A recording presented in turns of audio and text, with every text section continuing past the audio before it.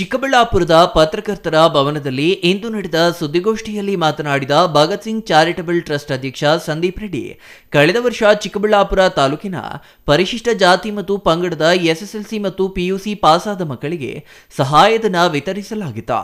ಆದರೆ ಈ ಬಾರಿ ಚಿಕ್ಕಬಳ್ಳಾಪುರ ವಿಧಾನಸಭಾ ಕ್ಷೇತ್ರದ ಮಕ್ಕಳಿಗೆ ವಿತರಿಸಲು ನಿರ್ಧರಿಸಲಾಗಿದೆ. ಅಂದರೆ ಮಂಚೇನಹಳ್ಳಿ ತಾಲೂಕಿನ ಮಕ್ಕಳಿಗೂ ಈ ಬಾರಿ ಸಹಾಯಧನ ವಿತರಿಸಲಾಗುವುದು ಎಂದರು. ಎಸ್ಎಸ್ಎಲ್ಸಿ ಮತ್ತು ಪಿಯುಸಿಯಲ್ಲಿ ಶೇಕಡಾ 60ಕ್ಕಿಂತ ಹೆಚ್ಚು ಅಂಕ ಪಡೆದ ಪರಿಶಿಷ್ಟ ಜಾತಿ ಮತ್ತು ಪಂಗಡದ ವಿದ್ಯಾರ್ಥಿಗಳಿಗೆ 5,000 ಮತ್ತು ಶೇಕಡಾ 90ಕ್ಕಿಂತ ಹೆಚ್ಚು ಅಂಕ ಪಡೆದ ಮಕ್ಕಳಿಗೆ 10,000 ಸಹಾಯಧನ ನೀಡಲಾಗುವುದು. ಅರ್ಹ ವಿದ್ಯಾರ್ಥಿಗಳು ಮೇ 30ರೊಳಗೆ ಅರ್ಜಿಯನ್ನ ಚಿಕ್ಕಬಳ್ಳಾಪುರದ ವಾಪಸಂದ್ರದಲ್ಲಿರುವ ಭಗತ್ ಸಿಂಗ್ ಚಾರಿಟಬಲ್ ಟ್ರಸ್ಟ್ ಕಚೇರಿಯಲ್ಲಿ ನೀಡಿದರೆ ನಂತರ ಅರ್ಜಿಗಳನ್ನು ಪರಿಶೀಲನೆ ಮಾಡಿ ಜೂನ್ 15ರಂದು ನಡೆಯಲಿರುವ ಕಾರ್ಯಕ್ರಮದಲ್ಲಿ ಸಹಾಯಧನ ವಿತರಿಸಲಾಗುವುದು ಎಂದರು.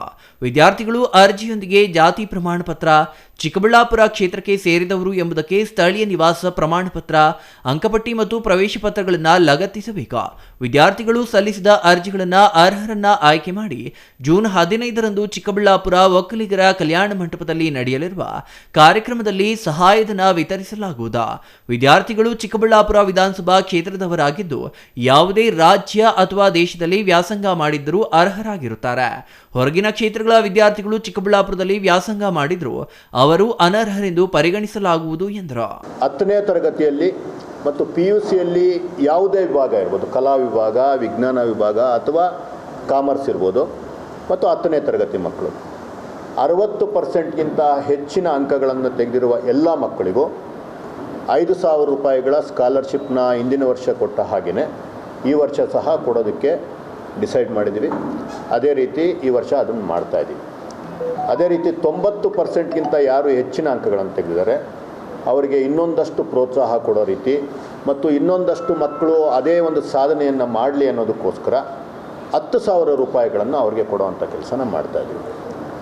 ಅದನ್ನು ಏನು ಈಗ ಅಪ್ಲಿಕೇಶನ್ಸು ನಿಮಗೆ ನಮ್ಮ ಟ್ರಸ್ಟ್ನಲ್ಲಿ ಹೋಗಿ ಟ್ರಸ್ಟ್ನ ಕಚೇರಿ ಎಲ್ಲಿದೆ ಅನ್ನೋ ತಮಗೆ ಗೊತ್ತಿದೆ, ಎಲ್ಲ ಜನಗಳಿಗೆ ಗೊತ್ತಿದೆ. ಬೇಕಾದರೆ ಅದನ್ನೂ ಸಹ ಕಚೇರಿಯ ವಿಳಾಸ ಕೊಡೋಣಂತೆ.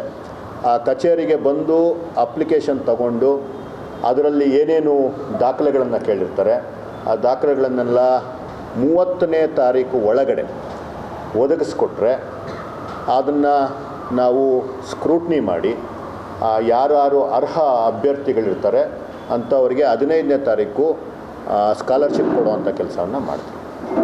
ಇದು ಈ ಕಾರ್ಯಕ್ರಮದ ಪ್ರಮುಖ ಅಜೆಂಡಾ. ಇದರ ಪರವಾಗಿ ಇನ್ನೇನಾದರೂ ತಾವು ಕ್ವಶನ್ ಕೇಳೋಂಗಿದ್ರೆ. ಅಂಬರೀಷಿಯನ್, CTV ನ್ಯೂಸ್, ಚಿಕ್ಕಬಳ್ಳಾಪುರ.